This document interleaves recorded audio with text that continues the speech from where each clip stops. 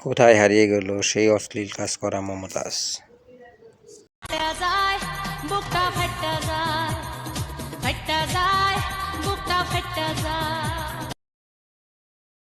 লোভে পাপ, পাপে মৃত্যু, তারই এক জ্বলন্ত উদাহরণই মমতাজ।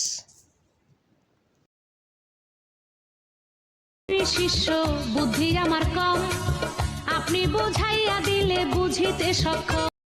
আর কথায় আছে রতনে রতন চিনে, আর সে চিনেছিল সেই স্বৈরাচারী শেখ হাসিনাকে। মমতাজের মতো প্রায় এমপিদেরই ছিল কিছু কিছু দুর্নাম।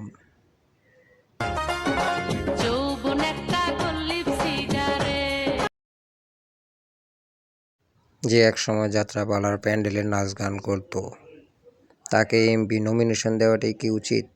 এটা তো আপনি আমি সকলেই বুঝি। বিগত স্বৈরাচার সরকারের আমলে এভাবেই অন্যায়কে উৎসাহ দিয়ে এমপি নমিনেশন দেওয়া হয়েছিল এর থেকেও আরও দুর্দর্শ সন্ত্রাসীদের। বিগত সরকারের আমলে শুধুমাত্র দল করলেই পাওয়া যেত নামধারী বিভিন্ন সার্টিফিকেট এবং দেশের সকল প্রকার সুবিধা। এই পরিবর্তন আমরা আশা করতেই পারি। সবার মতামত কমেন্টে জানান।